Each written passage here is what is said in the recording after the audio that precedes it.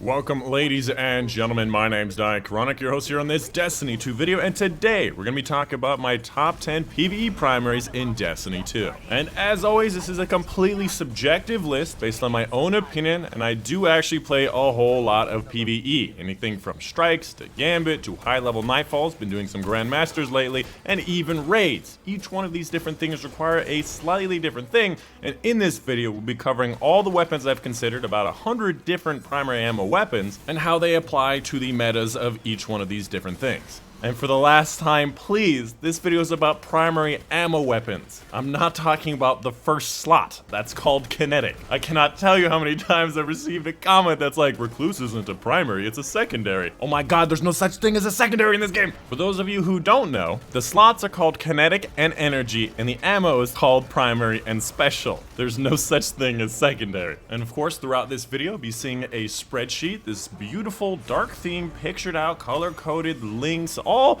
this crazy amazing spreadsheet is fully public and available for you guys to use. All you have to do is head over to my Discord, which is linked in the description down below, and then in my Discord there's going to be a server channel called #D2 Spreadsheets and Docs, and linked around the same time that this video came out, you'll find a link to that spreadsheet, as well as all of my other spreadsheets that I do, including PvE weapons of all types, PvP weapons of all types, all the exotic armors, mods, supers. I make spreadsheets for all of it. And of course, these spreadsheets wouldn't be possible without my Patreon supporters. So I just want to say thank you to those Patreon supporters. You're making it a lot easier to make the dream a reality, but I'm not there at my goal yet. So if you do like these spreadsheets, you do use them, and you have the means, and you happen to get a stimulus check in the mail, and you don't know what to do with it, please consider checking out my Patreon, because without your support, I may not be able to continue doing this, because I'm not receiving a stimulus check, and I'm making less than half of that a month. So please, if you have the means, check out my Patreon. Moving on to the main section of this video, let's go ahead and get into my spreadsheet. If you've never seen it before, this is my spreadsheet. It has all the legendary weapon recommendations for all the perks that are recommended in the order that I would recommend them within reason. It has all these tutorials, so if you want to get certain ritual weapons or exotic weapons, there's tutorials linked. If you want to know what certain catalysts do or how to get them, how to complete them, this is all available here for literally all the weapons that I possibly could be considering, all 90 or so weapons I was considering for this video. Again, this is nowhere close to the number of weapons in the game, but I have to limit the number of weapons I consider because this thing is starting to lag. And on top of that, look at this beautiful legends, color-coded, extra notes and tips and links and sources.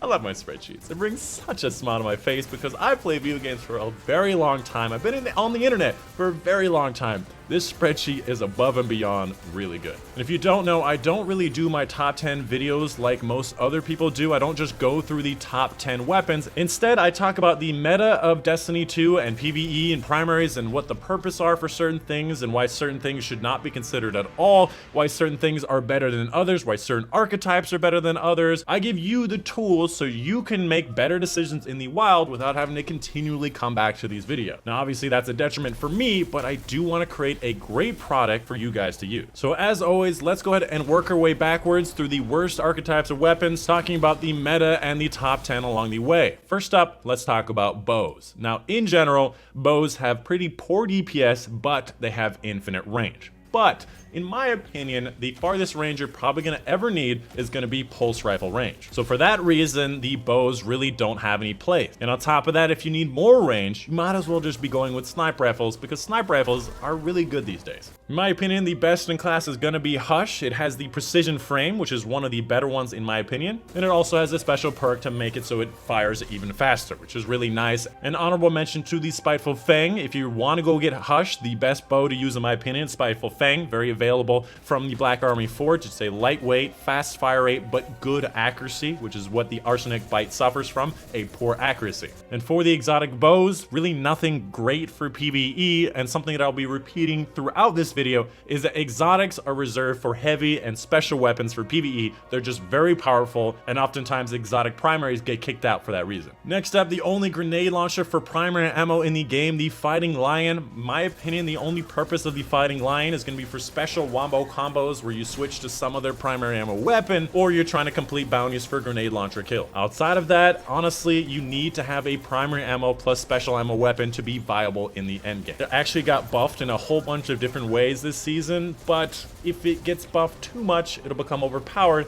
so there's really no way for this thing to become meta. Next up, the scout rifles. Now, very similarly to the bows, they have too much range and not enough DPS. And again, in my opinion, pulse rifles are going to be the max range that you'll need for most activities. So for that reason, scout rifles fall apart because they have poor DPS and great range that's not really that necessary. As for the exotics, almost none of these really apply to PvE or really give you that much benefit. Up next, we have the auto rifles, the very first slot with actually 2 placements in the top 10. And I would say even though it did get buffed this season and it is very powerful in the Crucible, honestly, auto rifles are not the meta these days. Now, I will say one thing about the auto rifles is that they are easier to use, but once you get used to the game, you've used auto rifles for long enough, I would graduate over to the higher risk, higher reward hand cannon, because they do have higher DPS while still maintaining about the same range as auto rifle. Now, there are a couple exceptions for those auto rifles. First and foremost, the Monte Carlo is a very special weapon that has to do with getting your melee back faster, more melee damage,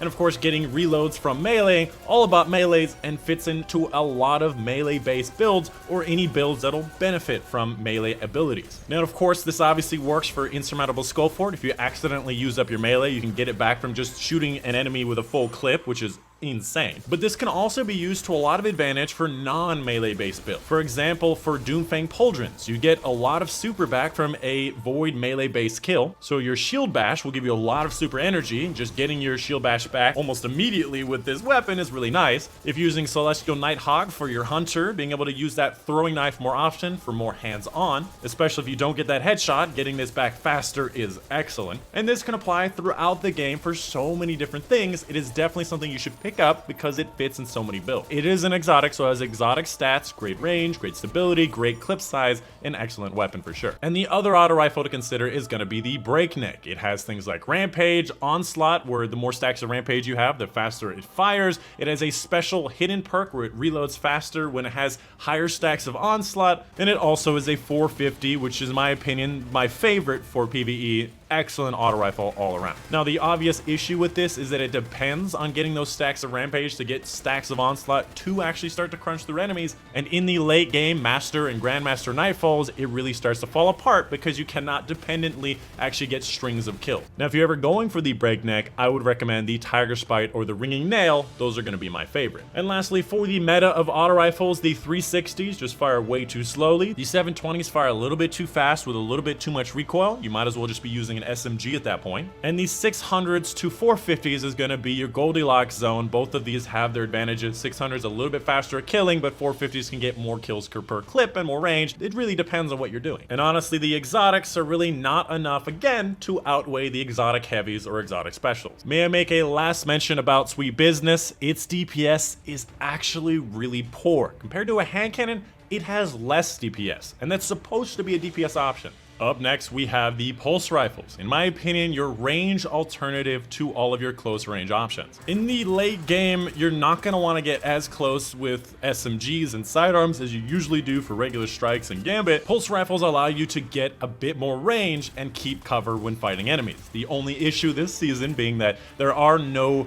unstoppable, disruptor, or barrier rounds for pulse rifles. There are a lot of close range options, but any season that has pulse rifles with those options on it are going to be a lot of operative choices for Grandmaster Nightfall. As far as the meta goes, the 340 pulse rifles I absolutely abhor. They don't have really that much range advantage. They don't have that much killing power. They're just way too slow. The 540 pulse rifles, very similarly to the auto rifles, they fire a little bit too fast. You might as well just be using a hand cannon or an SMG at that point. And they also like bounce a little bit too much. Obviously in PC they bounce a whole lot less. And of course the Goldilocks zone, the 450s to 390s, depending on how you want to interact, you have different advantages. In my opinion, the 453 bursts are going to be my favorite. Firstly, because they are lightweight. Lightweight's just great for PvE overall, being able to move faster, get through strikes faster, and they shoot a little bit faster without having too much recoil, allowing you to switch between very weak, low health enemies like the Shadow Thralls or the Cursed Thralls. Being able to just bounce between them very quickly is really nice here. And then the 390s are just really great to have at max range, really good range. And finally, the Blast Furnace. It used to be a lot better than it is now. It is a 4 burst 450, still an effective weapon with really great perk options and availability, but ever since they nerfed them, that they did not reach out to scout rifle ranges, it really just doesn't have that much efficacy these days. So in a nutshell, if you want more range and control, you go with the 390 options. If you want to kill a little bit faster, have better DPS, a little bit more close range, you go with the 450s. And all of these are very available, have really good sets of perk options. As for the exotics, Graviton and Vigilance are more of your PvP options, don't really have that many PvE benefits. Bad Juju has super generation, and of course more damage per kill and refilling the magazine for a kill, which is really good, but it's close, but it just doesn't kick out the exotic heavies or the specials. And then finally, Outbreak Perfected. People are always telling me Outbreak has great DPS for a primary ammo weapon on those elite targets, but here's the issue. You have special ammo and heavy ammo for a reason, and they do DPS better than Outbreak could ever do. And that's my issue with Outbreak. The entire purpose of a primary ammo weapon is to kill off red health enemies and orange enemies at times. And again, it's not enough to kick out the exotic special and the exotic heavy, but it's getting close. It's definitely close. Up next, we have the Sidearms, a type of weapon that I really had no respect for until last season when we got the Breachlight and Traveler's Judgment plus Last Hope in there. It was such an excellent turnover. Like, I did not respect Sidearms at all until these weapons. And if you don't like Sidearms, use an aggressive 2 burst or an adaptive 3 burst, because both of these are much better than any of the other options. My current favorite, Breachlight, is such an excellent kinetic alternative to Recluse. Now, why are these sidearms so great? Firstly, they have excellent DPS. Secondly, they have a much bigger clip because they are 2 bursts and 3 bursts, allowing them to last a little bit longer before having to reload. And also they have a great set of perks, specifically the Breachlight with Demolitionist plus multi-kill clip with drop mag, allowing you to have great reload, great damage, and utility on it is just excellent to have on top of its great DPS. And of course, Last Hope and Traveler's Judgment can have things like multi-kill clip with Feeding Frenzy or Feeding Frenzy plus Surrounded. Definitely some great options there. And of course, last season you could spawn a million of these with this special weapon quest. I got my perfect versions of both. I hit the mic, I'm sorry. I get really excited when I'm talking about my sidearms. Now here comes the obvious question about sidearms. They are so close range and all about their DPS and close range, you might as well be using a shotgun. And this is true, in my opinion, in a lot of scenarios. However, there are scenarios that you want to have a close range primary because you have a long range special. For example, if you're using Izanagi's Burden or Ariana's Vow, these are very high tier endgame options. Or if you're using utility options like Divinity, having these options for very close high DPS is very good. For the exotic options, it's just not enough to make me care. Rat King can be used in certain scenarios with Graviton Forfeit to make it really fun, but definitely not something general. Up next, let's talk about submachine guns. Now, outside of Recluse and Huckleberry, in my opinion, all submachine guns really kind of suck. Now, there's a bunch of reasons to that. First and foremost is their recoil is kind of difficult to handle, but there are a few exceptions, the biggest exception being Recluse. If you did not know, Recluse has a perfect 100 up and down recoil pattern, making it a lot easier to use. And on top of that, Recluse is also an almost 100% perfect, I would say like a 95%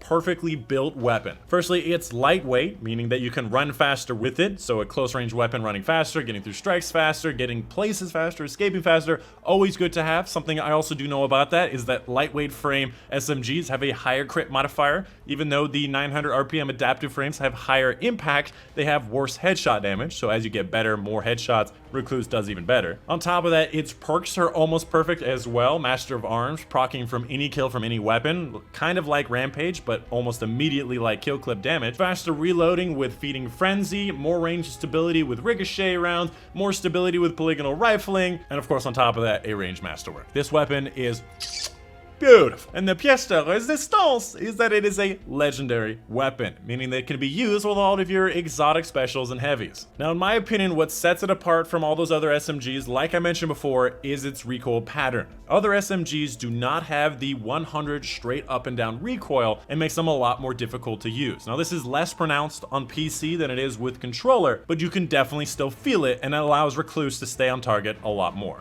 Honorable mention to the Huckleberry, definitely a PvE option with great things like Rampage, being able to fire faster as you hold down the trigger, being able to get more ammo into the mag as you get kills. The Catalyst puts even more ammo into the magazine as you get kills. It's just a well-built weapon and is very close to being in my top 10. However, it is an exotic and often kicks out because of that. And finally, for the other exotic options, Teraba just doesn't give you enough damage to be warranted, and the Risk Runner is very situational depending on the enemy having arc damage. And lastly, the very last thing we'll talk about today are going to be the hand cannons. In my opinion, the best type of weapon you can use for the PvE in a lot of scenarios. Now, in a nutshell, the reason why hand cannons are so good is because firstly, they are high risk, high reward. So if you miss a shot, your time to kill is probably worse than other options. But if you get really good with it, you're always landing your headshots. Its time to kill combined with its range is excellent. Now, obviously, the meta has started to favor more towards the recluse and the sidearms a little bit, but hand cannons, with their incredible range, with great time to kill, in my opinion, is still going to be awesome. As far as the archetypes, the 110s fire a little bit too slow, even with their superior range advantage, and with that range, you might as well be going for pulse rifles, which in my opinion, probably going to have a better time to kill than the 110s. The 180s is the same issue with auto rifles. They fire a little bit too fast, a little bit too close. You might as well just be using a sidearm or an SMG. And of course, the Goldilocks zone right in the middle, 150s to 140s, is going to be the best bet for hand cannons. And in general, I would not say it's across the board. The middling fire rate for most weapons are gonna be your best option. Now, this is not always true, but generally I find them to be my favorite. And the very last thing I'll say about the 140s and 150s is there's a big debate of which one is better. Oftentimes the 150s will kill an enemy in the same number of shots as a 140, so they're the operative choice because they shoot faster. However, I've noticed as you get closer to the end game, the number of shots will actually start to differ because the enemies have so much health.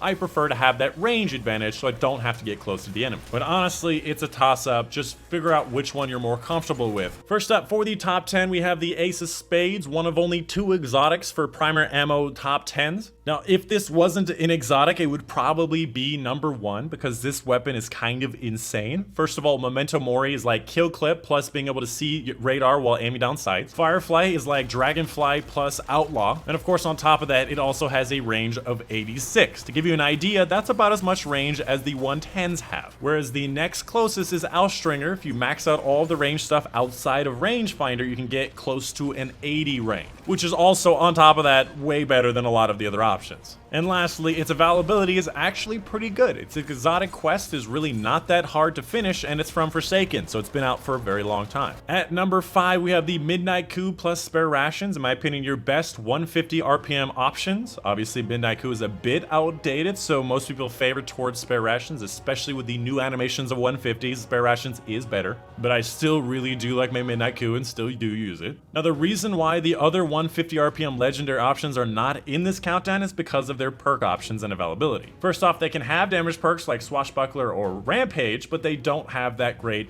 of a third column reload option. And with hand cannons, I really like to see Rapid Hit or Outlaw. It makes them a lot better than having to depend on something like Flared Magwell, Light Mag, or Drop Mag. But honestly, I don't even think they have Drop Mag options, which is a good, decent alternative for reload. And of course, Spare Rations, pretty good availability, dropping from Reckoning on the weeks that the Likeness of Orcs is available, and dropping from Gambit Prime when you do certain things. And again, lightweight. Lightweight is great, allowing you to run faster, escape enemies, catch up to enemies, go through strikes faster. Lightweight. Great positive in PvE. And of course, coming up at number 2, we have the Austringer. Again, a bit of a contentious choice, especially a lot of people might like the 150s better, but Austringer is such a well-built, well-available weapon that you need to get if you don't have one. Firstly, like I was saying before, it has an excellent range stat. If you have things like Extended Barrel, Accurized Rounds, plus Outlaw Rampage with a range masterwork, you can get that range close to 80, which is very high for hand cannon. On top of that, as I just mentioned, it also has a great set of perks. Extended Barrel, Accurized Rounds, Drop Mag, Small Bore, Outlaw, Air Assault, Rampage, Range Masterwork, all excellent options, and of course it comes from the Menagerie. If you ever see something is available from the Menagerie, it is extremely available. The reason why is literally every time you finish a Menagerie match, you can specifically have the Austringer drop, specifically have 2 of them drop with the weekly thing, and specifically drop with Range Masterwork. And this is true for all weapons you can get from the Menagerie. And may I also just say that the Austringer also looks really cool. And one last thing I'll say about this is it is very powerful in the end game. I was doing my Grandmaster Nightfalls with an Austringer plus Ariana's Vow, so we can have an anti-barrier, and having 2 hand cannons means you can have a lot of armor perks, focus on hand cannons, more hand cannon pickup, more hand cannon accuracy and targeting.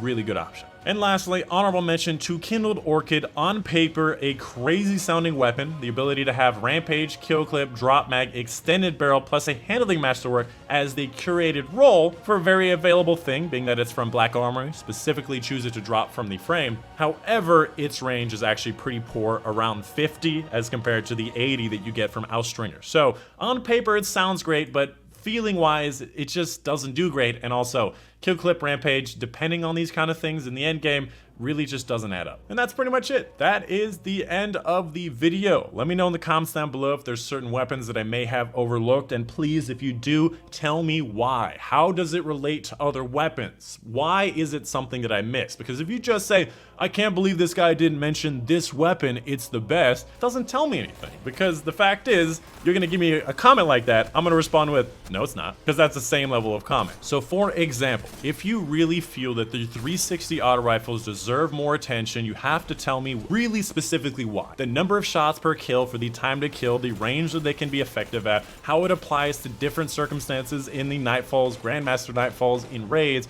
You got to be very specific. And of course, why is it that this thing's range is better than a just pulse rifle? But that's it. That's pretty much the end of the video. Of course, if you do appreciate these spreadsheets, if you use them pretty regularly, or if you like what I'm doing here on YouTube, on Discord, on Twitch, any of that stuff, please check out my Patreon, because without your support, I may have to stop making these spreadsheets, and I know a lot of you guys really like them. My name's been Dychronic, and I'll see you guys on the next one.